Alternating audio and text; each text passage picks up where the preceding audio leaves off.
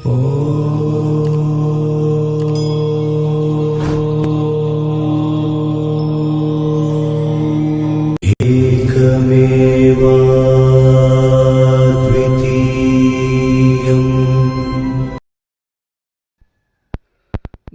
ಸ್ನೇಹಿತರೆ, ನಿಮ್ಮೆಲ್ಲರಿಗೂ ಯೋಗ ಮಾಸ್ಟರ್ ಚಾನಲ್ಗೆ ಸ್ವಾಗತ ಸುಸ್ವಾಗತ. ತಾವ್ಯಾರು ನಮ್ಮ ಚಾನಲನ್ನು ಸಬ್ಸ್ಕ್ರೈಬ್ ಆದರೆ ಕೂಡಲೇ ಸಬ್ಸ್ಕ್ರೈಬ್ ಆಗಿ ಬೆಲ್ ಬಟನ್ ಒತ್ತಿ ಹಾಗೂ ನಿಮ್ಮ ಅಭಿಪ್ರಾಯ ಅನಿಸಿಕೆಗಳನ್ನು ಬರೆದು ತಿಳಿಸಿ. ಹೆಚ್ಚು ನಿಮ್ಮ ಸ್ನೇಹಿತರಿಗೆ ಶೇರ್ ಮಾಡಿ. ಸ್ನೇಹಿತರೆ,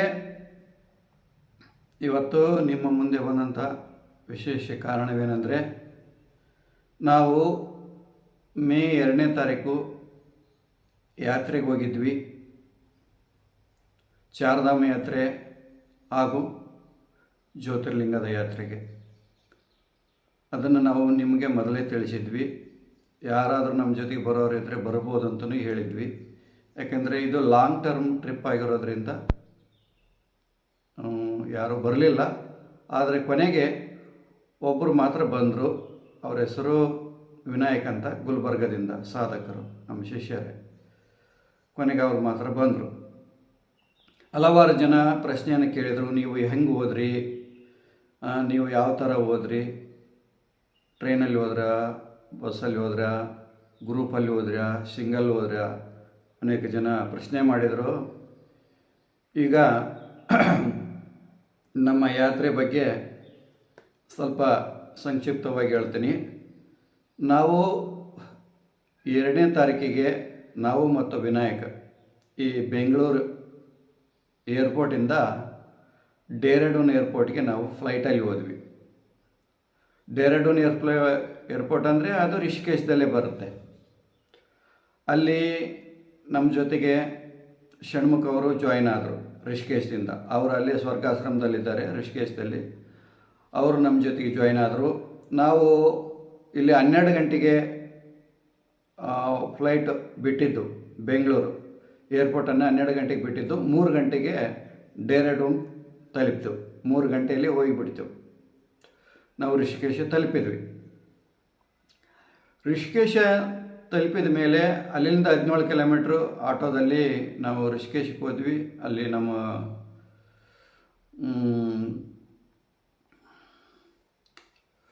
ಷಣ್ಮುಖ ಅವರು ವೇಟ್ ಮಾಡ್ತಾಯಿದ್ರು. ಅಲ್ಲಿ ಸ್ಟೇ ಮಾಡಿದ್ವಿ. ಅವತ್ತು ರಾತ್ರಿ ಹೋಗಿ ಚಾರ್ಧಾಮ್ ಯಾತ್ರೆ ಕಾರ್ಡ್ ಮಾಡಿಸಿದ್ವಿ. ಇದು ಕಂಪಲ್ಸರಿ, ರಿಜಿಸ್ಟ್ರೇಷನ್ ಮಾಡಿಸ್ಬೇಕು ಚಾರ್ಧಾಮ್ದು. ನಾವು ರಿಷಿಕೇಶದಲ್ಲಿ ಚಾರ್ಧಾಮ್ ಯಾತ್ರೆ ಕಾರ್ಡ್ ಮಾಡಿಸಿದ್ವಿ ಸಂಜೆ. ಆಮೇಲೆ ನೈಟ್ ಮಲಗಿದ್ವಿ. ಬೆಳಗ್ಗೆ 3:15ಗೆ ಎದ್ದು ಬಿಟ್ಟು ನಾವು ಬಸ್ ಸ್ಟಾಪಿಗೆ ಬಂದ್ವಿ, ರಿಷಿಕೇಶ್ ಬಸ್ ಸ್ಟಾಪ್ಗೆ. ಅಲ್ಲಿ ಯಮುನೋತ್ರಿಗೆ ಹೋಗುವಂಥ ಬಸ್ಸನ್ನು ಬುಕ್ ಮಾಡಿದ್ವಿ. ಮೊದಲೇ ಬುಕ್ ಮಾಡಬೇಕಾಗತ್ತೆ, ಸಂಜೆನೇ ಬುಕ್ ಮಾಡಬೇಕಾಗತ್ತೆ. ನಾವು ಬೆಳಗ್ಗೆ ಯಾತ್ರೆಗೆ ಹೋಗ್ತೀವಂದರೆ, ಉತ್ತರ ಭಾರತದಲ್ಲಿ ನಾವು ಬೆಳಗ್ಗೆ ಯಾತ್ರೆಗೆ ಹೋಗ್ತೀವಿ ಅಂದರೆ ಸಂಜೆ ಬಸ್ಗಳನ್ನು ಬುಕ್ ಮಾಡಬೇಕು. ಆಮೇಲೆ ಸರ್ಕಾರದ ಬಸ್ಗಳು, ಗೋರ್ಮೆಂಟ್ ಬಸ್ಗಳ ಸೌಲಭ್ಯ ಭಾಳಷ್ಟು ಕಡಿಮೆ ಇದೆ ಅಲ್ಲಿ. ಅಂದರೆ ಪ್ರೈವೇಟ್ ಟ್ಯಾಕ್ಸಿಗಳು, ಪ್ರೈವೇಟ್ಗಳದ್ದೇ ಜಾಸ್ತಿ ಅಲ್ಲಿ. ನಾವು ಸ್ವಂತ ಮಾಡ್ಕೊಂಡು ಹೋಗ್ಬೇಕಾಗತ್ತೆ, ಇದು ನೆನಪಿರಲಿ. ಆಮೇಲೆ ನಾವು ರಿಷಿಕೇಶದಿಂದ ನಾವು ಯಮುನೋತ್ರಿಗೆ ಬೆಳಗ್ಗೆ 6:30-7 ಗಂಟೆಗೆ ಬಸ್ ಬಿಡ್ತು. ಯಮುನೋತ್ರಿಗೆ ಸಂಜೆ ಹೋಗಿ ತಲುಪಿದ್ವಿ. 5-6 ಗಂಟೆ ಆಗಿತ್ತು. ತುಂಬ ಕಡಿದಾದ ಪ್ರದೇಶ, ಬೆಟ್ಟ ಗುಡ್ಡದಲ್ಲಿ ಹೋಗಬೇಕು. ಒಂದೇ ಬಸ್ ಹೋಗುತ್ತೆ, ಇನ್ನೊಂದು ಬಸ್ ಬರೋಂಗಿಲ್ಲ, ಆ ರೀತಿ ರಸ್ತೆ ಯಮುನೋತ್ರಿದು, ಘಾಟ್ ಸೆಕ್ಷನ್ನು. ಸಂಜೆ ಹೋಗಿ ತಲುಪಿದ್ವಿ. ನಂತರ ಅಲ್ಲಿ ನಾವು ರಾಮನ ಗುಡಿಯಲ್ಲಿ ವಾಸ ಮಾಡಿದ್ವಿ. ರಾಮನ ಗುಡಿಯಲ್ಲಿ ಒಂದು ನೈಟ್ ಇದ್ವಿ.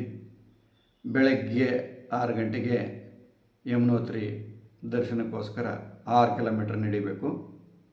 ನಡೆದುಬಿಟ್ಟು ಅಲ್ಲಿ ಬಿಸಿ ನೀರಿನ ಬುಗ್ಗೆ ಅಲ್ಲಿ ಸ್ನಾನ ಮಾಡಿ, ಆಮೇಲೆ ನದಿಯಲ್ಲಿ ಸ್ನಾನ ಮಾಡಿ, ಆಮೇಲೆ ಯಮುನೆಯ ದರ್ಶನ ಮಾಡಿಕೊಂಡು ನಂತರ ನಾವು ಕೆಳಗೆ ಬರೋದ್ರಾಗ 1-1:30 ಆಯಿತು. ಊಟ ಮಾಡಿ ಬಸ್ ಸ್ಟ್ಯಾಂಡಿಗೆ ಬರೋದು 2 ಗಂಟೆ ಆಯಿತು. ಅಲ್ಲಿಂದ ನಾವು ಪ್ರೈವೇಟ್ ಟ್ಯಾಕ್ಸಿಯಲ್ಲಿ ಬಾರ್ಕೋಟ್ಗೆ ಬಂದ್ವಿ. 2ನೇ ದಿವಸದ್ದು ಇದು ಹೇಳ್ತಾ ಇರೋದು. ಬಾರ್ಕೋಟಿಗೆ ಬಂದ್ವಿ. ಬಾರ್ಕೋಟಲ್ಲಿ ನೈಟ್ ಹಾಟ್ ಆದ್ವಿ. ಅಲ್ಲಿ ರೂಮ್ ಮಾಡ್ಕೊಂಡು ಒಂದು ನೈಟ್ ಇದ್ವಿ. ಬೆಳಗ್ಗೆ ಮುಂಜಾನೆ ಉತ್ತರ ಕಾಶಿಗೆ ಬಸ್ ರೆಡಿ ಇತ್ತು. ಬೆಳಗ್ಗೆ ನಾವು ಉತ್ತರ ಕಾಶಿಗೆ ಬಸ್ ಹತ್ತಿದ್ವಿ. ನಾವು ಬೆಳಗ್ಗೆ 6 ಗಂಟೆಗೆ ಬಸ್ ಹತ್ತಿ ಬಾರ್ಕೋಟ್ದಿಂದ ಉತ್ತರ ಕಾಶಿಗೆ 11-12 ಆಗಿತ್ತು ಬಂದಾಗ. ಉತ್ತರ ಕಾಶಿಗೆ ಬಂದ್ವಿ. ಅಲ್ಲಿ ಗಂಗೋತ್ರಿ ಹೋಗೋಕ್ಕೆ ಯಾವ ಬಸ್ ಇರಲಿಲ್ಲ. ಮತ್ತು ಪ್ರೈವೇಟ್ ಟ್ಯಾಕ್ಸಿ ಮಾಡ್ಕೊಂಡು ಸಂಜೆ 6-7ಕ್ಕೆ 6-6:30 ನಾವು ಗಂಗೋತ್ರಿಯನ್ನು ತಲುಪಿದ್ವಿ. ಗಂಗೋತ್ರಿಯನ್ನು ತಲುಪಿ ಅಲ್ಲಿ ಶ್ರೀಕೃಷ್ಣ ಆಶ್ರಮ ಅಂತ ಇದೆ, ಮಠ ಅಂತ ಇದೆ, ಅಲ್ಲಿ ನಾವು ಸ್ಟೇ ಮಾಡಿದ್ವಿ. ಆವತ್ತು ಸಂಜೆನೇ ಸ್ನಾನ ಮಾಡಿ ಗಂಗಾ ಮಾತೆಯ ದರ್ಶನ ಮಾಡಿಕೊಂಡಿವಿ. ಸಂಜೆ ಯಾರೂ ಇರಲಿಲ್ಲ, ದರ್ಶನ ಬೇಗ ಆಗಿಬಿಡ್ತು. ಬೆಳಗ್ಗೆನೆ ಸಂಜೆನೇ ದರ್ಶನ ಮಾಡ್ಕೊಂಡ್ವಿ. ಹೋದ್ಮೇಲೆ ದರ್ಶನ ಮಾಡ್ಕೊಂಡ್ವಿ. ಆಮೇಲೆ ಸಂಜೆ ಕೃಷ್ಣ ಮಠದಲ್ಲಿ ಆಶ್ರಮದಲ್ಲಿ ಪೂಜೆಯಲ್ಲಿ ಪಾಲ್ಗೊಂಡ್ವಿ. ಮಂಗಳಾರತಿಯಲ್ಲಿ ಪಾಲ್ಗೊಂಡ್ವಿ. ಅಲ್ಲಿ ಗಂಗಾ ಆರತಿ ಅಂತ, ಭಾಗೀರಥಿ ಆರತಿ ಅಂತ ಮಾಡ್ತಾರೆ. ಆಮೇಲೆ ಕೃಷ್ಣನಿಗೆ ಆರತಿ ಮಾಡ್ತಾರೆ, ಅಲ್ಲಿ ಪಾಲ್ಗೊಂಡ್ವಿ. ಸಂಜೆ ಊಟ ಮಾಡಿ ಅಲ್ಲಿ ಮಲಗಿದ್ವಿ. ಆದರೆ ಜಾಸ್ತಿ ನಿದ್ದೆ ಮಾಡೋಕ್ಕಾಗಲಿಲ್ಲ, ಮೈ ಕೊರೆಯುವಂಥ ಚಳಿ. ಸ್ವಲ್ಪ ನಾವಿದ್ದಂಥ ಜಾಗದಲ್ಲಿ ಸ್ವಲ್ಪ ಗಾಳಿ ಆಡ್ತಾ ಇತ್ತು ಕಿಟಕಿಗಳಿಂದ. ಹಾಗಾಗಿ ಸ್ವಲ್ಪ ನಿದ್ದೆ ಮಾಡೋದು ಕಷ್ಟ ಆಯಿತು. ಭಯಂಕರ ಚಳಿಯನ್ನು ಅನುಭವಿಸಿದ್ವಿ ನಾವು. ಆಮೇಲೆ ಬೆಳಗ್ಗೆ ಎದ್ದ ತಕ್ಷಣವೇ ನಾವು ಫಸ್ಟ್ ಕೆಲಸ ಮಾಡಿದ್ದು, ನಾವು ಸ್ನಾನ ಮಾಡಿ ಮತ್ತೆ ಗಂಗೆ ದರ್ಶನ ಮಾಡಿಕೊಂಡ್ವಿ. ಅಲ್ಲಿ ಬಗಲಲ್ಲಿ ಶಿವನ ದರ್ಶನ ಮಾಡಿಕೊಂಡ್ವಿ. ದರ್ಶನ ಮಾಡಿಕೊಂಡು ನಾವು ಪಾಂಡವಕುಪ್ಪಕ್ಕೆ ಹೊರಟಿವಿ. ಪಾಂಡವಕುಪ್ಪಕ್ಕೆ ಬೆಳಗ್ಗೆ ಹೊರಟಿವಿ. ಹೋಗ್ತಾ ಹೋಗ್ತಾ ಮಧ್ಯದಲ್ಲಿ ಸಾಧುಗಳ ಕುಟೀರಗಳು ದೂರದಲ್ಲಿ ಕಂಡವು. ಅಲ್ಲಿ ಸಾಧುಗಳ ಕುಟೀರಕ್ಕೂ ಭೇಟಿ ಕೊಟ್ವಿ. ಕೆಲವು ಸಾಧುಗಳ ಜೊತೆಗೆ ಮಾತಾಡಿದ್ವಿ, ಸತ್ಸಂಗ ಮಾಡಿದ್ವಿ. ನಂತರ ಮುಂದುವರೆದು ಪಾಂಡವಕುಪ್ಪ ಸೇರಿದ್ವಿ. ಪಾಂಡವಕುಪ್ಪದಲ್ಲಿ ಒಬ್ಬ ಸಾಧು ಅಲ್ಲಿ 30 ವರ್ಷದಿಂದ ವಾಸವಾಗಿದ್ದಾರೆ. ಅವರ ಜೊತೆ ನಾವು ಸತ್ಸಂಗ ಮಾಡಿದ್ವಿ. ಆ ವಿಡಿಯೋ ಈಗಾಗಲೇ ನಾನು ಹಾಕಿದ್ದೇನೆ, ಅಪ್ಲೋಡ್ ಮಾಡಿದ್ದೇನೆ. ಅವರ ಜೊತೆಗೆ ಚರ್ಚೆ ಮಾಡಿದ್ವಿ. ಪಾಂಡವರು ಅಲ್ಲಿಗೆ ಬಂದಿದ್ದರು. ತದನಂತರ ಅವರು ಮುಂದೆ ಮಾನ ಗ್ರಾಮದ ಮೂಲಕ ಅವರು ಕೈಲಾಸಕ್ಕೆ ಹೋದರು ಅಂತಂದು ಅವರು ತಿಳಿಸಿದರು. ಪಾಂಡವಕುಪ್ಪ ನೋಡಿಕೊಂಡು ನಾವು ಮತ್ತೆ ಕೃಷ್ಣಾಶ್ರಮಕ್ಕೆ ಬಂದು, ಕೇನಾಶ್ರಮದಲ್ಲಿ ಬೆಳಗ್ಗೆ ತಿಂಡಿ ಸಿಕ್ತು, ಅವಲಕ್ಕಿ ತಿಂಡಿ ಮಾಡಿಕೊಂಡು ಮತ್ತೆ ನಿಂದಿರಲಿಲ್ಲ. ಅಲ್ಲಿಂದ ನಾವು ಮೇಲೆ ಪ್ರಯಾಣ ಮಾಡಿದ್ವಿ.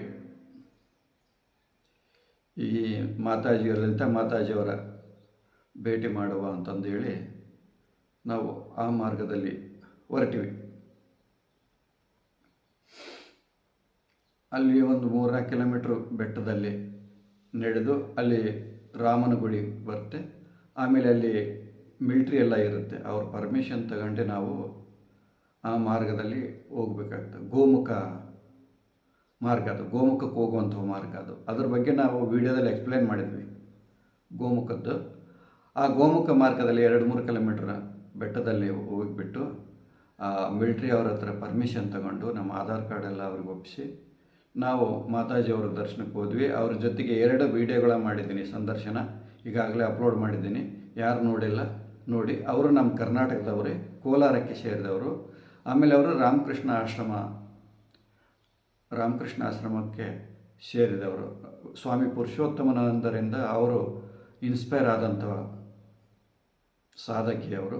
ಕನಿಷ್ಠ 30-40 ವರ್ಷದಿಂದ ಅವರು ಅಲ್ಲೇ ಏಕಾಂತದಲ್ಲಿ ಸಾಧನೆ ಮಾಡ್ತಾ ಇದ್ದಾರೆ. ಒಬ್ಬ ಹೆಣ್ಮಗಳು ಏಕಾಂತದಲ್ಲಿ ಸಾಧನೆ ಮಾಡ್ತಾ ಇದ್ದಾಳೆ. ಅವ್ರ ಜೊತೆಗೆ ನಾವು ಸಂವಾದ ಮಾಡಿದ್ವಿ. ತುಂಬ ಅವರು ತುಂಬ ಖುಷಿಪಟ್ಟರು. ನಾವು ರಾಮಕೃಷ್ಣ ಆಶ್ರಮದಿಂದ ಬಂದಂಥವರು ಅಂತಂದು ನಾವು ಹೇಳಿದಾಗ ಅವರು ತುಂಬ ಖುಷಿಪಟ್ಟರು. ಅವರ ದರ್ಶನ ಮಾಡ್ಕೊಂಡ್ವಿ. ಆಮೇಲೆ ನಾವು ಕೆಳಗಿಳಿದು ಬರೋದ್ರಾಗ 12:30 ಒಂದಾಗಿತ್ತು. ಆಮೇಲೆ ನಾವು ಅಲ್ಲಿ ಕೃಷ್ಣಾಶ್ರಮದಲ್ಲಿ ಪ್ರಸಾದವನ್ನು ಸ್ವೀಕಾರ ಮಾಡಿ ಮುಂದೆ ನಾವು ಕೇದಾರನಾಥ್ ಕಡೆಗೆ ಪ್ರಯಾಣ ಬೆಳೆಸ್ಬೇಕಾಗಿತ್ತಲ್ವ. ಮತ್ತು ನಾವು ಉತ್ತರಕಾಶಿಗೆ ಬಂದ್ವಿ. ಉತ್ತರಕಾಶಿಗೆ ಬಂದು ಅಲ್ಲಿ ಸ್ನಾನ ಮಾಡಿ ಅಲ್ಲಿ ರೂಮ್ ಮಾಡಿ ಸ್ಟೇ ಮಾಡಿದ್ವಿ. ಉತ್ತರಕಾಶಿಯಲ್ಲಿ ಸ್ಟೇ ಮಾಡಿದ್ವಿ. ಸ್ಟೇ ಮಾಡಿ ಬೆಳಗ್ಗೆ ಎದ್ದ ತಕ್ಷಣ ಮತ್ತೆ ಉತ್ತರಕಾಶಿಯಲ್ಲಿ ಸಂಜೆ ಶಿವನ ದರ್ಶನ ಮಾಡ್ಕೊಂಡ್ವಿ. ಉತ್ತರಕಾಶಿಯಲ್ಲಿ ಶಿವನ ದರ್ಶನ ಮಾಡ್ಕೊಂಡ್ವಿ. ಕಾಶಿ ವಿಶ್ವನಾಥನ ದರ್ಶನ ಮಾಡ್ಕೊಂಡ್ವಿ ಸಂಜೆ. ಮತ್ತೆ ಬೆಳಗ್ಗೆ ಎದ್ದ ತಕ್ಷಣ ನದಿಯಲ್ಲಿ ಸ್ನಾನ ಮಾಡಿ ಮತ್ತೆ ಶಿವನ ದರ್ಶನ ಮಾಡ್ಕೊಂಡ್ವಿ. ಕಾಶಿ ವಿಶ್ವನಾಥನ ದರ್ಶನ ಮಾಡ್ಕೊಂಡ್ವಿ. ದರ್ಶನ ಮಾಡಿಕೊಂಡು ರೂಮ್ ಚೆಕ್ಔಟ್ ಮಾಡ್ಕೊಂಡು ನಾವು ಅಂದರೆ ಸಂಜೆನೇ ನಾವು ಬಸ್ ಬುಕ್ ಮಾಡಿದ್ವಿ. ಅದು ಕೇದಾರನಾಥಕ್ಕೆ. ಅದು ಎಲ್ಲಿಗೆ ಅಂದರೆ ಅದರ ಹೆಸರು ಏನಂತಾರೆ, ಶ್ರೀನಗರವರೆಗೆ ಬುಕ್ ಮಾಡಿದ್ವಿ. ಬಸ್ ಹತ್ತಿದ್ವಿ 7 ಗಂಟೆಗೆ. ಶ್ರೀನಗರಕ್ಕೆ ಹೋದ್ವಿ. ಅಲ್ಲಿಂದ ರುದ್ರಪ್ರಯಾಗ, ಅಲ್ಲಿಂದ ಸೋನಪ್ರಯಾಗ ಹೋದ್ವಿ. ಸೋನಪ್ರಯಾಗದಲ್ಲಿ ನೈಟ್ ಹಾಟ್ ಮಾಡಿದ್ವಿ. ನೈಟ್ ಅಲ್ಲೇ ಉಳಿದ್ವಿ ಸೋನಪ್ರಯಾಗದಲ್ಲಿ. ಅದು 7ನೇ ದಿವಸದ್ದು ಇದು ನಾನು ಹೇಳ್ತಾ ಇರೋದು. ಹಾಟ್ ಮಾಡಿ ಬೆಳಗ್ಗೆ 8ನೇ ದಿವಸ ಬೆಳಗ್ಗೆ ಗೌರಿಕುಂಡಕ್ಕೆ ನಡ್ಕೊತ ಹೋಗಿ ಗೌರಿಕುಂಡದಿಂದ ನಾವು ಒಂದು ಸ್ವಲ್ಪ ಟ್ಯಾಕ್ಸಿ ಬರುತ್ತೆ, 50 ರೂಪಾಯಿ ಕೊಟ್ಟರೆ ಕರ್ಕೊಂಡು ಹೋಗಿ ಬಿಡ್ತಾರೆ. ಒಂದು 4 ಹೆಜ್ಜೆ ಅಷ್ಟೇ. ಅಲ್ಲಿಂದ ನಮ್ಮ ಟ್ರಿಪ್ ಸ್ಟಾರ್ಟ್ ಆಗುತ್ತೆ. ಕನಿಷ್ಠ 22-25 ಕಿಲೋಮೀಟ್ರ್ ನಡಿಬೇಕಾಗುತ್ತೆ ಕೇದಾರನಾಥಕ್ಕೆ. ಯಾಕಂದರೆ ಜನಸಂಖ್ಯೆ ತುಂಬ ಜಾಸ್ತಿ ಇರುತ್ತೆ. ವೆಹಿಕಲ್ ಮುಂದೆ ಹೋಗೋಕ್ಕಾಗೋದಿಲ್ಲ. ನಡ್ಕೊತ ಹೋಗೋದೇ ಬೆಟ್ರ್ ಆಗಿರುತ್ತೆ. ನಾವು ಅಲ್ಲಿಂದ ಕೇದಾರನಾಥಕ್ಕೆ ಬೆಳಗ್ಗೆ 7 ಗಂಟೆಗೆ ಪ್ರಯಾಣ ಸ್ಟಾರ್ಟ್ ಮಾಡಿದ್ವಿ. ಟ್ರೆಕ್ಕಿಂಗ್ ಸ್ಟಾರ್ಟ್ ಮಾಡಿದ್ವಿ 7 ಗಂಟೆಗೆ ಸ್ಟಾರ್ಟ್ ಮಾಡಿ ಸಂಜೆ 5 ಗಂಟೆ ಆಯಿತು ಕೇದಾರನಾಥ್ ಮುಟ್ಟೋದಕ್ಕೆ. ಹೋಗಿಬಿಟ್ಟು ಟ್ರೆಕ್ಕಿಂಗ್ ಮಾಡಿದ್ವಲ್ಲ, ಆಯಾಸ ಆಗಿತ್ತು. ಸ್ವಲ್ಪ ರೆಸ್ಟ್ ಮಾಡಿ ಆಮೇಲೆ ಕೇದಾರನಾಥ ದರ್ಶನ ಮಾಡಿಕೊಂಡ್ವಿ. ಕೇದಾರನಾಥ ದರ್ಶನ ಮಾಡ್ಕೊಂಡು ಸಂಜೆ ಆಯಿತು. ವಿಪರೀತ ಮಳೆನೂ ಸ್ಟಾರ್ಟ್ ಆಯಿತು. ವಿಪರೀತ ಚಳಿ ಸ್ಟಾರ್ಟ್ ಆಯಿತು. ಆಮೇಲೆ ನಾವು ಅಲ್ಲಿ ಸಣ್ಣ ಸಣ್ಣ ಗುಡಿಸಲುಗಳ ಥರ ಅಂದರೆ ಕ್ಯಾಂಪ್ಗಳ ಥರ ಮಾಡಿರ್ತಾರೆ. ಕ್ಯಾಂಪನ್ನು ಇಟ್ಕೊಂಡ್ವಿ. ನಾವು 3 ಒಂದೇ ಕ್ಯಾಂಪಲ್ಲಿ ಮಲಗಿದ್ವಿ. ಮಲಗಿಬಿಟ್ಟು ಬೆಳಗ್ಗೆ ಎದ್ದು ಬೆಳಗ್ಗೆ 6-6:30 ಎದ್ದುಬಿಟ್ಟಿವಿ. ಭಯಂಕರ ಚಳಿ. ಅಷ್ಟು ನಿದ್ದೆ ಬರಲಿಲ್ಲ ಆ ಚಳಿಗೆ. ಬೆಳಗ್ಗೆ ಎದ್ದುಬಿಟ್ಟು ಟ್ರೆಕ್ಕಿಂಗ್ ಸ್ಟಾರ್ಟ್ ಮಾಡಿ ಗೌರಿಕುಂಡಕ್ಕೆ ಬರೋಕ್ಕೆ ಸ್ಟಾರ್ಟ್ ಮಾಡಿದ್ವಿ. 11-11:30 ಆಗಿತ್ತು. ನಾವು ಇಳಿಯೋದ್ರೊಳಗೆ 22 ಕಿಲೋಮೀಟ್ರ್ ಇಳಿಯೋದ್ರೊಳಗೆ 11-12 ಆಗಿತ್ತು. ಇಳಿದುಬಿಟ್ವಿ. ಇಳಿದ್ಬಿಟ್ಟು ಅಲ್ಲಿಂದ ನಾವು ಬದ್ರಿನಾಥಕ್ಕೆ ನಾವು ಇದು 9ನೇ ದಿವಸದ್ದು ಹೇಳ್ತಾ ಇದ್ದೀನಿ. ಬದ್ರಿನಾಥಕ್ಕೆ ಬಸ್ ಕೇಳಿದ್ರೆ ಅಲ್ಲಿ ಯಾವುದೂ ಫೆಸಿಲಿಟೀಸ್ ಇರಲಿಲ್ಲ. ಬದ್ರಿನಾಥಕ್ಕೆ ಪ್ರೈವೇಟ್ನವರು ಕೇಳಿದ್ರು, ನಾವು ಬರ್ತೀವಿ ಅಂತ ಭಾಳಷ್ಟು ಅಮೌಂಟ್ ಹೇಳಿದರು. ನಾವು ಅಲ್ಲಿಂದ ಮತ್ತೆ ಸೀತಾಪುರ ಅಂತ ಬರುತ್ತೆ. ಸೀತಾಪುರ ಅಂದರೆ ಈಗ ಹೆಲಿಕಾಪ್ಟರ್ ಸೌಲಭ್ಯ ಇದೆ ಅಲ್ವಾ ಇದಕ್ಕೆ ಕೇದಾರನಾಥಕ್ಕೆ, ಆ ಸೀತಾಪುರದಿಂದನೇ ಇರೋದು. ಆ ಸೀತಾಪುರಕ್ಕೆ ನಡ್ಕೊಂಡು ಹೋಗ್ಬೇಕು. ನಾವು ಅಲ್ಲಿಂದ ಸೀತಾಪುರಕ್ಕೆ ನಡ್ಕೊಂಡು ಹೋದ್ವಿ. ಅಲ್ಲಿ ಊಟ ಮಾಡಿದ್ವಿ. ಸೀತಾಪುರಲ್ಲಿ ಊಟ ಮಾಡಿದ್ವಿ. ಊಟ ಮಾಡಿಬಿಟ್ಟು ನಾವು ಸೀತಾಪುರ ಬಸ್ ಸ್ಟ್ಯಾಂಡಿಗೆ ಬಂದ್ವಿ. ಸೀತಾಪುರ ಬಸ್ ಸ್ಟ್ಯಾಂಡ್ ಬಂದಾಗ ಸ್ವಲ್ಪ ಗಲಾಟೆ ಇತ್ತು. ಅಲ್ಲಿ ಬಸ್ ಬಿಡೋದಿಲ್ಲ ಹಾಗೆ ಹೀಗೆ ಅಂತ ಪ್ರೈವೇಟ್ನವರು. ಆ ಕೊನೆಗೂ ಒಂದು ಬಸ್ ಬಿಟ್ಟರು. ಬದ್ರಿನಾಥಕ್ಕೆ 9ನೇ ದಿವಸ ಸೀತಾಪುರ ಬಿಟ್ಟಿವಿ. ಸೀತಾಪುರ ಬಿಟ್ಟು ನಾವು ಬದ್ರಿನಾಥ್ ಕಡೆಗೆ ಹೊರಟಿವಿ. ಆಮೇಲೆ ಅವನು ರುದ್ರಪ್ರಯಾಗದಲ್ಲಿ ಬಂದು ನಿಲ್ಲಿಸಿದ. ನೀವು ರೂಮ್ ಮಾಡ್ಕೊಂಡಿರಿ, ಮತ್ತೆ ಬೆಳಗ್ಗೆ ಹೋಗೋಣ ಅಂತ ಹೇಳಿದ. ಸಂಜೆ ಆಯಿತು. ಯಾಕೆಂದರೆ ಆ ಒಂದು ಘಾಟ್ ಸೆಕ್ಷನಲ್ಲಿ ರಾತ್ರಿ ಯಾವ ಬಸ್ಗಳು ಹೋಗೋದಿಲ್ಲ. ಆಮೇಲೆ ನಾವು ಅಲ್ಲೇ ರೂಮ್ ಮಾಡ್ಕೊಂಡು ರುದ್ರಪ್ರಯಾಗದಲ್ಲಿದ್ವಿ. ಆಮೇಲೆ ಬೆಳಗ್ಗೆ ಮತ್ತೆ ಬಸ್ ಬಂತು. ನಾವು ಹೊತ್ಕೊಂಡು ಬದ್ರಿನಾಥ್ ಕಡೆಗೆ 6 ಗಂಟೆಗೆ ಬಂತು. 6-7 ಗಂಟೆಗೆ ಬಿಟ್ಟ. ಬದ್ರಿನಾಥ್ ಕಡೆಗೆ ಪ್ರಯಾಣ ಮಾಡಿದ್ವಿ. ಮಧ್ಯಾಹ್ನ ಒಂದು 2 ಗಂಟೆ ಆಗಿರ್ಬೋದು, 2 ಗಂಟೆ ಆಗಿರ್ಬೋದು. ಬದ್ರಿನಾಥ್ ಕಡೆಗೆ ಬಂದ್ವಿ 2 ಗಂಟೆಗೆ. ಅಲ್ಲಿ ಒಂದು ಆಶ್ರಮ ಉಳ್ಕೊಂಡ್ವಿ. ಬದ್ರಿನಾಥದಲ್ಲಿ ಆಶ್ರಮದಲ್ಲಿ ಉಳ್ಕೊಂಡ್ವಿ. ಆಮೇಲೆ ಸ್ನಾನ ಮಾಡಿದ್ವಿ ನದಿಯಲ್ಲಿ ಸ್ನಾನ ಮಾಡಿ ಬದ್ರಿನಾಥನ ದರ್ಶನ ಮಾಡ್ಕೊಂಡು ಸ್ವಲ್ಪ ಟೈಮ್ ತಗೊಂತು. ಬದ್ರಿನಾಥದಲ್ಲಿ ದರ್ಶನಕ್ಕೆ ಸ್ಟಾಪ್ ಮಾಡಿದರು. ಆಮೇಲೆ ಬದ್ರಿನಾಥನ ದರ್ಶನ ಮಾಡ್ಕೊಂಡ್ವಿ. ಆಮೇಲೆ ದರ್ಶನ ಮಾಡ್ಕೊಂಡ ನಂತರ ಮುಂದೆ ನಾವು ಸರಸ್ವತಿ ನದಿ ಉಗಮ ಸ್ಥಳಕ್ಕೆ ಹೋದ್ವಿ. ಟ್ಯಾಕ್ಸಿಯಲ್ಲಿ ಒಂದು 50 ರೂಪಾಯಿ ಕೊಟ್ಟು. ಮಾನಗ್ರಾಮ ಅಂತಾರೆ, ಭಾರತ ದೇಶದ ಅದು ಕೊನೆಯ ಗ್ರಾಮ ಅಂತ ಕರೀತಾರೆ. ಪಾಂಡವರು ಸ್ವರ್ಗಕ್ಕೆ ಹೋದಂಥ ಒಂದು ಮಾರ್ಗ ಅದು.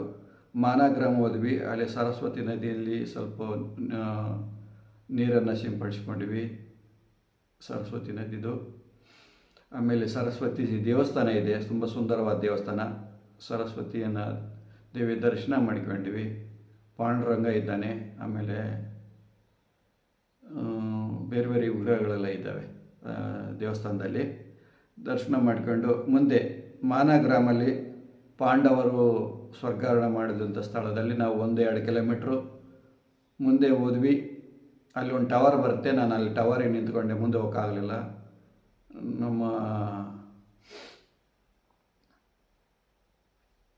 ನಮ್ಮ ವಿನಾಯಕ ಹಾಗೂ ಷಣ್ಮುಖ ಅವರು ಸ್ವಲ್ಪ ಮುಂದಕ್ಕೆ ಹೋಗಿ ಬಂದರು. ಆಮೇಲೆ ಅಲ್ಲಿಂದ ನಾವು ಬದ್ರಿನಾಥ್ಗೆ ನಡ್ಕೊಂಡು ಬಂದ್ವಿ.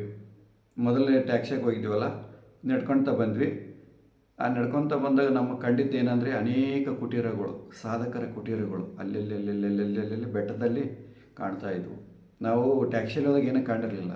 ನಡ್ಕೊತ ಬರುವಾಗ ಎಲ್ಲ ನೋಡ್ಕೊತ ಬಂದ್ವಿ. ಅಂದರೆ ಈಗ ನಾವು ಬದ್ರಿನಾಥ್ಗೆ ಏನು ಹೋಗಿದ್ವಲ್ಲ, ಅದು ಟಿಬೆಟ್ ಅಥವಾ ಚೈನಾ ಬಾರ್ಡ್ರ್. ಅದು ಬೆಟ್ಟ ಇಳಿದ್ರೆ ಟಿಬೆಟು ಚೈನಾ ಬಾರ್ಡ್ರು. ಅಲ್ಲಿವರೆಗೆ ಪ್ರಯಾಣ ಮಾಡಿದ್ವಿ. ಬದ್ರಿನಾಥಲ್ಲಿ ಸಂಜೆ ಉಳ್ಕೊಂಡು ಬೆಳಗ್ಗೆ 4 ಗಂಟೆಗೆ ನಾವು ಬದ್ರಿನಾಥ್ ಬಸ್ ಸ್ಟ್ಯಾಂಡಿಗೆ ಬಂದು ಅಲ್ಲಿಂದ ನಾವು ರಿಷಿಕೇಶಕ್ಕೆ ಬಸ್ ಹತ್ತಿದ್ವಿ. ಸಂಜೆ 5-6 ಗಂಟೆಗೆ ರಿಷಿಕೇಶಕ್ಕೆ ಬಂದು ಇಳಿದ್ವಿ. ಆ ರಿಷಿಕೇಶದಲ್ಲಿ ನಾವು ಒಂದು 3 ದಿವಸ ಸ್ಟೇ ಮಾಡಿದ್ವಿ. ಅಲ್ಲಿ ಅನೇಕ ಸ್ಥಳಗಳನ್ನು ನಾವು ನೋಡಿದ್ವಿ. ನೀಲಕಂಠ ದೇವಸ್ಥಾನ, ಆಮೇಲೆ ಭರತ ದೇವಸ್ಥಾನ, ಆಮೇಲೆ ಕೆಲವು ಆಶ್ರಮಗಳು, ಕೆಲವೆಲ್ಲ ನೋಡಿದ್ದೀವಿ. ಇನ್ನೂ ಆ ವಿಡಿಯೋಗಳನ್ನು ಅಪ್ಲೋಡ್ ಮಾಡಿಲ್ಲ, ಅಪ್ಲೋಡ್ ಮಾಡ್ತೀನಿ ಮುಂಬರುವ ದಿನಗಳಲ್ಲಿ. ಇಷ್ಟು ಚಾರ್ಧಾಮ ಯಾತ್ರೆ ಆಯಿತು. ಎಷ್ಟು ದಿವಸ ಆಯಿತು ಅಂದರೆ ಒಂದು 11 ದಿವಸ ಆಯಿತು. 10ರಿಂದ 11 ದಿವಸ ಆಯಿತು. ಚಾರ್ಧಾಮ ಯಾತ್ರೆ 10ರಿಂದ 11 ದಿವಸ ಆಯಿತು. ರಿಷಿಕೇಶಕ್ಕೆ ಬರೋಕ್ಕೆ 11 ದಿವಸ, 10 ದಿವಸ 11 ದಿವಸ ಆಯಿತು. 10-11 ದಿವಸ ಆಗುತ್ತೆ. ಆಮೇಲೆ 3 ದಿವಸ ನಾವು ರಿಷಿಕೇಶದಲ್ಲಿ ಎಲ್ಲ ಸ್ಥಳಗಳನ್ನು ನೋಡಿಕೊಂಡು 3 ದಿವಸ ಇದ್ದುಬಿಟ್ಟು ನಾವು ಮುಂದೆ ಅಯೋಧ್ಯೆಗೆ ಬಂದ್ವಿ. ಶ್ರೀರಾಮಚಂದ್ರನ ದರ್ಶನ ಮಾಡ್ಕೊಂಡ್ವಿ. ಜನ ಭಾಳ ಇರಲಿಲ್ಲ, ಬೇಗ ದರ್ಶನ ಆಯಿತು. ಆಮೇಲೆ ಸರಯೂ ನದಿಗೆ ಹೋಗಿ ಅಲ್ಲಿ ಕೂಡ ನೀರನ್ನು ಸಿಂಪಡಿಸ್ಕೊಂಡ್ವಿ, ಸರಯೂ ನದಿದು. ಆಮೇಲೆ ಅಲ್ಲಿಂದ ನಾವು ಅಯೋಧ್ಯೆಯಿಂದ ಮುಂದುವರೆದು ಕಾಶಿಗೆ ಹೋದ್ವಿ. ಕಾಶಿ ವಿಶ್ವನಾಥನ ದರ್ಶನ, ಅಲ್ಲಿ ರೂಮ್ ಮಾಡಿ ಸ್ಟೇ ಮಾಡಿದ್ವಿ. ಅಯೋಧ್ಯೆಯಲ್ಲಿಯೂ ಕೂಡ 1 ದಿವಸ ಸ್ಟೇ ಮಾಡಿದ್ವಿ. ಆಮೇಲೆ ಕಾಶಿಗೆ ಹೋಗಿ ಅಲ್ಲಿ ಕೂಡ 1 ದಿವಸ ಸ್ಟೇ ಮಾಡಿ ಕಾಶಿ ವಿಶ್ವನಾಥ, ಅನ್ನಪೂರ್ಣೇಶ್ವರಿ 2 ಸಲ ದರ್ಶನ ಮಾಡ್ಕೊಂಡ್ವಿ. ದರ್ಶನ ಮಾಡ್ಕೊಂಡು ಆಮೇಲೆ ಗಂಗಾ ಆರತಿಯಲ್ಲಿ ಪಾಲ್ಗೊಂಡಿವಿ. ಆಮೇಲೆ ಮುಂದೆ ನಾವು ಬೈದ್ಯನಾಥ ಜ್ಯೋತಿರ್ಲಿಂಗಕ್ಕೆ ಮುಂದೆ ಅಲ್ಲಿ ಕಾಶಿಯಿಂದ ಹೊರಟಿವಿ. ಅದು ಬಿಹಾರ ಆದಮೇಲೆ ಜಾರ್ಖಂಡದಲ್ಲಿ ಬರುತ್ತೆ. ಬಿಹಾರ ತಟದು ಜಾರ್ಖಂಡಕ್ಕೆ ಹೋಗಿ ಬೈದ್ಯನಾಥನ ದರ್ಶನ ಮಾಡ್ಕೊಂಡ್ವಿ. ಅಲ್ಲಿಂದ ದರ್ಶನ ಮಾಡ್ಕೊಂಡು ಇನ್ನೇನು ಹತ್ರ ಬಂದಿದ್ದೀವಲ್ಲ ಅಂತಂದು ಹೇಳಿಬಿಟ್ಟು ನಾವು ದಕ್ಷಿಣೇಶ್ವರಕ್ಕೆ ಹೋದ್ವಿ. ದಕ್ಷಿಣೇಶ್ವರಕ್ಕೆ ಹೋಗಿ ಅಲ್ಲಿ ಒಂದು ನೈಟು ದಕ್ಷಿಣೇಶ್ವರದಲ್ಲಿ ದೇವಸ್ಥಾನದ ಹತ್ರ ಅಲ್ಲೇ ಒಂದು ನೈಟ್ ಸ್ಟೇ ಮಾಡಿದ್ವಿ, ರೂಮ್ ಮಾಡಿಕೊಂಡು. ಅಲ್ಲಿ ಒಂದು ನೈಟ್ ಇದ್ದು ಬೆಳಗ್ಗೆ ಕಾಳಿ ದರ್ಶನ ಮಾಡ್ಕೊಂಡು ದಕ್ಷಿಣ ಕಾಳಿ ದರ್ಶನ ಮಾಡ್ಕೊಂಡ್ವಿ. ದರ್ಶನ ಮಾಡ್ಕೊಂಡು ತದನಂತರ ಅಲ್ಲಿಂದನೇ ಈ ಹಡಗಲ್ಲಿ ನಾವು ಬೇಲೂರು ಮಠಕ್ಕೆ ಹೋದ್ವಿ. ಬೇಲೂರು ಮಠಕ್ಕೆ ಹೋಗಿ ರಾಮಕೃಷ್ಣ ಪರಮಹಂಸರ ಸಮಾಧಿಗೆ ದರ್ಶನ ಮಾಡಿಕೊಂಡು, ಶಾರದಾ ಮಾತೆ ಸಮಾಧಿ, ವಿವೇಕಾನಂದರ ಸಮಾಧಿ ದರ್ಶನ ಮಾಡಿಕೊಂಡು ಬೇಲೂರು ಮಠದಲ್ಲಿ ಸ್ವಲ್ಪ ಹೊತ್ತು ಇದ್ದು ನಾವು ಮುಂದೆ ಉಜ್ಜಯಿನಿಗೆ ಹೋಗುವ ತಯಾರಿ. ಅಲ್ಲಿಂದ ನಾವು ಔರಾ ರೈಲ್ವೆ ಸ್ಟೇಷನ್ ಬಂದು ಅಲ್ಲಿಂದ ನಾವು ಉಜ್ಜಯಿನಿಗೆ ಟ್ರೈನ್ ಎತ್ತಿದ್ವಿ. ಉಜ್ಜಯಿನಿಗೆ ಟ್ರೈನ್ ಎತ್ತಿದ ಮೇಲೆ ನಾವು ಉಜ್ಜಯಿನಿಗೆ ಹೋಗಿ ಸಂಜೆ ಹೋಗಿದ್ವಿ. ಉಜ್ಜಯಿನಿಗೆ ಸಂಜೆ ತಲುಪಿದ್ವಿ. ಅಲ್ಲಿ ರೂಮ್ ಮಾಡಿ ಬೆಳಗ್ಗೆ ಶಿಪ್ರಾ ನದಿಯಲ್ಲಿ ಸ್ನಾನ ಮಾಡಿದ್ವಿ. ಆ ಉಜ್ಜಯಿನಿ ಟ್ರೈನ್ ಹೆಸರು ಶಿಪ್ರಾ ಎಕ್ಸ್ಪ್ರೆಸ್ ಅಂತಂದು ಆ ನದಿ ಹೆಸರು ಇಟ್ಟಿದ್ದಾರೆ. ಶಿಪ್ರಾ ನದಿಯಲ್ಲಿ ಸ್ನಾನ ಮಾಡಿ ಉಜ್ಜಯಿನಿ ಮಹಾಕಾಳನ್ನು ದರ್ಶನ ಮಾಡ್ಕೊಂಡ್ವಿ. ಬೆಳಗ್ಗೆ ದರ್ಶನ ಮಾಡಿಕೊಂಡು ಮುಂದೆ ನಾವು ಓಂಕಾರೇಶ್ವರ ದರ್ಶನಕ್ಕೆ, ನರ್ಮದಾ ನದಿ ಓಂಕಾರೇಶ್ವರ ದರ್ಶನಕ್ಕೆ ಅಲ್ಲಿಂದ ಬಸ್ ಹತ್ತಿದ್ವಿ. ನಾವು ಸಂಜೆ ಹೋಗಿ ಬೆಳಗ್ಗೆ ಹೋಗಿ ತಲುಪಿದ್ವಿ ಅನಿಸುತ್ತೆ. ನರ್ಮದಾ ನದಿಯಲ್ಲಿ ಸ್ನಾನ ಮಾಡಿದ್ವಿ. ನರ್ಮದಾ ನದಿಯಲ್ಲಿ ಸ್ನಾನ ಮಾಡಿ ಓಂಕಾರೇಶ್ವರ ದರ್ಶನ ಹೋದ ದಿವಸ ಪಡೆದ್ವಿ. ಆಮೇಲೆ ಒಂದು ನೈಟ್ ಇದ್ದು ಮತ್ತೆ ಬೆಳಗ್ಗೆ ಸ್ನಾನ ಮಾಡಿ ಮತ್ತೆ ಓಂಕಾರೇಶ್ವರ ದರ್ಶನವನ್ನು ಪಡ್ಕೊಂಡ್ವಿ. ಅಲ್ಲಿಂದ ನಾವು ದ್ವಾರಕಕ್ಕೆ ಹೋದ್ವಿ ಟ್ರೈನಲ್ಲಿ. ದ್ವಾರಕಕ್ಕೆ ಹೋಗಿ ಬೆಳಗ್ಗೆ ಮಧ್ಯರಾತ್ರಿ 2 ಗಂಟೆಗೆ 2 ಗಂಟೆಗೆ ಇಳಿಸುತ್ತೆ ದ್ವಾರಕ ಟ್ರೈನು. ಅಲ್ಲಿ ರೈಲ್ವೆ ಸ್ಟೇಷನಲ್ಲಿ ಇದ್ದು ಬೆಳಗ್ಗೆ ನಾವು ದ್ವಾರಕಕ್ಕೆ ಹೋಗಿ ಸಮುದ್ರದಲ್ಲಿ ಸ್ನಾನ ಮಾಡಿ ಶ್ರೀಕೃಷ್ಣನ ದರ್ಶನವನ್ನು ಪಡ್ಕೊಂಡ್ವಿ. ಶ್ರೀಕೃಷ್ಣನ ದರ್ಶನ ಪಡ್ಕೊಂಡ ಮೇಲೆ ನಾವು ಅಲ್ಲಿಂದ ನಾಗೇಶ್ವರ ಜ್ಯೋತಿರ್ಲಿಂಗ, ಅಲ್ಲಿಂದ ಒಂದು 15-16 ಕಿಲೋಮೀಟರ್ನಲ್ಲಿತ್ತು. ಅಲ್ಲಿಗೆ ವೆಹಿಕಲಲ್ಲಿ ನಾವು ಇದಕ್ಕೆ ನಾಗೇಶ್ವರ ಜ್ಯೋತಿರ್ಲಿಂಗ ದರ್ಶನ ಮಾಡ್ಕೊಂಡು ವಾಪಸ್ ಮತ್ತೆ ನಾವು ದ್ವಾರಕೆಗೆ ಬಂದ್ವಿ. ದ್ವಾರಕೆಗೆ ಬಂದು ಮುಂದೆ ಸೌರಾಷ್ಟ್ರ ಸೋಮೇಶ್ವರನ ಜ್ಯೋತಿರ್ಲಿಂಗ ದರ್ಶನ ಮಾಡ್ಕೋಬೇಕಲ್ವ, ಅದಕ್ಕೆ ಬಸ್ ಬುಕ್ ಮಾಡಿದ್ವಿ. ಅಲ್ಲಿಂದ 230 ಕಿಲೋಮೀಟರ್ ಆಗುತ್ತೆ ದ್ವಾರಕೆಯಿಂದ. ಬಸ್ ಬುಕ್ ಮಾಡ್ಕೊಂಡು ನಾವು ಸೌರಾಷ್ಟ್ರ ಸೋಮೇಶ್ವರಕ್ಕೆ ಹೋದ್ವಿ. ಅಲ್ಲಿಗೆ ಹೋಗೋದ್ರಾಗ ಸಂಜೆ ಆಗಿತ್ತು. ರೂಮ್ ಮಾಡಿದ್ವಿ. ಅಲ್ಲಿ ರೂಮ್ ಮಾಡಿ ಸ್ಟೇ ಮಾಡಿ ಬೆಳಗ್ಗೆ ಎದ್ದ ತಕ್ಷಣವೇ ಸಂಜೆನೇ ಒಂದು ಸಲ ದರ್ಶನಕ್ಕೆ ಹೋದ್ವಿ. ಜನ ಇರಲಿಲ್ಲ. ಸಂಜೆ ಇಳಿದ ಮೇಲೆ ರೂಮ್ಗೆ ಹೋಗಿ ಫ್ರೆಶ್ ಅಪ್ ಆಗಿ ಸಂಜೆ ಒಂದು ಸಲ ದರ್ಶನ ಮಾಡ್ಕೊಂಡ್ವಿ ಸೌರಾಷ್ಟ್ರ ಸೋಮೇಶ್ವರಂದು. ಆಮೇಲೆ ಬೆಳಗ್ಗೆ ಮತ್ತೆ ಸ್ನಾನ ಮಾಡಿ ಬೆಳಗ್ಗೆನೇ ಹೋಗಿ ಮತ್ತೆ ಒಂದು ದರ್ಶನ ಮಾಡ್ಕೊಂಡ್ವಿ. ಅಲ್ಲಿ ಊಟದ ವ್ಯವಸ್ಥೆ ಇರುತ್ತೆ ಎದುರುಗಡೆ, ಅನ್ನ ಛತ್ರ ಅಂತ ಇದೆ, ಅಲ್ಲಿ ಊಟ ಮಾಡಿದ್ವಿ. ಸಂಜೆ ಬೆಳಗ್ಗೆ ಎದ್ದು ಸ್ನಾನ ಮಾಡಿ ಮತ್ತೆ ದರ್ಶನ ಮಾಡ್ಕೊಂಡು ರೂಮ್ ಚೆಕ್ಔಟ್ ಮಾಡ್ಕೊಂಡು ನಾವು ಮುಂದೆ ನಾವು ಅಲ್ಲಿಂದ ಸೂರತ್ತಿಗೆ ಬಂದ್ವಿ. ಸೂರತ್ತಿಗೆ ರೈಲ್ವೆದಲ್ಲಿ ಸೌರಾಷ್ಟ್ರದಿಂದ ಸೂರತ್ತಿಗೆ ಬಂದ್ವಿ. ಸೂರತ್ತಲ್ಲಿ ನೈಟ್ ಅಲ್ಲಿ ರೈಲ್ವೆ ಸ್ಟೇಷನಲ್ಲಿ ಇರಬೇಕಾಯಿತು. ಸ್ವಲ್ಪ ಹೊತ್ತು ಇದ್ದು 12 ಗಂಟೆಗೆ ಬಂದ್ವಿ. ಒಂದು 2-3 ಗಂಟೆ 4 ಗಂಟೆವರೆಗೆ ಅಲ್ಲೇ ರೈಲ್ವೆ ಸ್ಟೇಷನಲ್ಲಿದ್ದು. ಅಲ್ಲಿಂದ 4 ಗಂಟೆಯಿಂದ ಸೂರತ್ ಬಸ್ ಸ್ಟ್ಯಾಂಡಿಗೆ ಬಂದ್ವಿ. ಬಸ್ ಸ್ಟಾಪಿಂದ ನಾಸಿಕ್ಕಿಗೆ ಬಸ್ ಹತ್ತಿದ್ವಿ. ಅಲ್ಲಿ ಗುಡ್ಡದಲ್ಲಿ ಹೋಗುತ್ತೆ. ಸೂರತ್ತಿಂದ ನಾಸಿಕ್ಕಿಗೆ ಬೆಟ್ಟ ಗುಡ್ಡಗಳಲ್ಲಿ ಹೋಗಬೇಕು. ಹಾಗಾಗಿ ಟ್ರೈನ್ ವ್ಯವಸ್ಥೆ ಇಲ್ಲ, ಬಸ್ಸಲ್ಲಿ ಹೋಗಬೇಕು. ಆಮೇಲೆ ನಾಸಿಕ್ಕಿಗೆ ಬಂದ್ವಿ. ನಾಸಿಕ್ಕಿಗೆ ಬಂದು ಅಲ್ಲಿಂದ ನಾವು ತ್ರಯಂಬಕೇಶ್ವರಕ್ಕೆ ಬಸ್ ಹತ್ತಿದ್ವಿ. ಅಲ್ಲಿ ನಾಸಿಕ್ದಲ್ಲಿ 2 ಬಸ್ ಸ್ಟ್ಯಾಂಡ್ಗಳಿದಾವೆ. ತ್ರಯಂಬಕೇಶ್ವರ ಬಸ್ ಸ್ಟಾಪ್ಗೆ ಹೋಗೋದಕ್ಕೆ ಇನ್ನೊಂದು ಬಸ್ ಸ್ಟ್ಯಾಂಡ್ ಇದೆ. ಆಮೇಲೆ ಬೇರೆ ಬಾಂಬೆ, ಶಿರ್ಡಿಗೆ ಹೋಗೋಕ್ಕೆ ಬೇರೆ ಬಸ್ ಸ್ಟಾಪ್ಗಳಿದ್ದಾವೆ. ನಾವು ತ್ರಯಂಬಕೇಶ್ವರ ದರ್ಶನ ಮಾಡ್ಕೊಂಡ್ವಿ. ತ್ರಯಂಬಕೇಶ್ವರ ದರ್ಶನ ಮಾಡ್ಕೊಂಡು ಮುಂದೆ ನಾವು ಶಿರ್ಡಿ ಸಾಯಿಬಾಬಾನ ಹೋದ್ವಿ. ಶಿರ್ಡಿಗೆ ಹೋದ್ವಿ. ಶಿರ್ಡಿಯಲ್ಲಿ ಸಾಯಿಬಾಬಾ ದರ್ಶನ ಮಾಡ್ಕೊಂಡ್ವಿ. ಒಂದು 4-5 ಗಂಟೆ ಹಿಡಿತು ಅಲ್ಲಿ ದರ್ಶನ ಮಾಡ್ಕೊಂಡು. ಆಮೇಲೆ ಅಲ್ಲಿ ಅನ್ನಛತ್ರದಲ್ಲಿ ಶಿರ್ಡಿಯಲ್ಲಿ ಊಟ ಮಾಡಿಬಿಟ್ಟು ಆಮೇಲೆ ನಾವು ಸಾಂಬಾಜಿನಗರಕ್ಕೆ ಹೊರಟ್ವಿ. ಅಲ್ಲಿ ಕೃಷ್ಣೇಶ್ವರ ಜ್ಯೋತಿರ್ಲಿಂಗ ಇದೆ. ಕೃಷ್ಣೇಶ್ವರ ಜ್ಯೋತಿರ್ಲಿಂಗಕ್ಕೆ ನಾವು ಸಾಂಬಾಜಿನಗರಕ್ಕೆ ಹೋಗಿ ಅಲ್ಲಿಂದ ಕೃಷ್ಣೇಶ್ವರ ಜ್ಯೋತಿರ್ಲಿಂಗಕ್ಕೆ ಹೋದ್ವಿ. ಸಂಜೆ ಆಯಿತು. ಅಲ್ಲಿ ಕೃಷ್ಣೇಶ್ವರ ಜ್ಯೋತಿರ್ಲಿಂಗ ಅಲ್ಲಿ ರೂಮ್ ಮಾಡಿದ್ವಿ. ರೂಮ್ ಮಾಡಿಬಿಟ್ಟು ನೈಟ್ ಅಲ್ಲಿದ್ದು ಬೆಳಗ್ಗೆ 5 ಗಂಟೆಗೆ ಕೃಷ್ಣೇಶ್ವರ ಜ್ಯೋತಿರ್ಲಿಂಗದ ಬೆಳಗ್ಗೆ ದರ್ಶನ ಮಾಡ್ಕೊಂಡ್ವಿ. ಅಲ್ಲಿಂದನೇ ನಮ್ಮ ಎಲ್ಲೂರ 1 ಕಿಲೋಮೀಟ್ರ್ ಕೂಡ ಆಗೋದಿಲ್ಲ ನಡ್ಕೋವಂಥ ಬೈ ವಾಕ್ ನಾವು ಎಲ್ಲೂರ ಹೋದ್ವಿ. ಕೈಲಾಸ ಮಂಟಪ, ಆಮೇಲೆ ಆ ಬೆಟ್ಟವನ್ನು ಕಡಿದು ದೇವಸ್ಥಾನಗಳನ್ನು ಮಾಡಿದ್ದಾರೆ. ಸುಂದರವಾದ ದೃಶ್ಯ ನೋಡ್ತಕ್ಕದ್ದು. ಆ ಕಡೆಗೆ ಒಂದು 15, ಈ ಕಡೆಗೆ ಒಂದು 15, ಒಂದು 15 ಶಿವನ ದೇವಾಲಯಗಳು, ಇನ್ನೊಂದು 15 ಗೌತಮ ಬುದ್ಧನ ದೇವಾಲಯಗಳು, ವಿಹಾರಗಳು. ಇವೆಲ್ಲ ನಾವು ಎಲ್ಲ ವೀಕ್ಷಣೆ ಮಾಡಿದ್ವಿ. ಆ ವಿಡಿಯೋಗಳನ್ನೆಲ್ಲ ನಾನು ಅಪ್ಲೋಡ್ ಮಾಡಿದ್ದೀನಿ. 11-12 ಗಂಟೆವರೆಗೆ ಅಲ್ಲಿದ್ವಿ. ಆಮೇಲೆ ನಾವು ಅಲ್ಲಿಂದ ಎಲ್ಲೂರದಿಂದ ನಾವು ಮುಂದೆ ಭೀಮಾಶಂಕರ ಹೋಗ್ಬೇಕಲ್ವ. ಮತ್ತು ನಾವು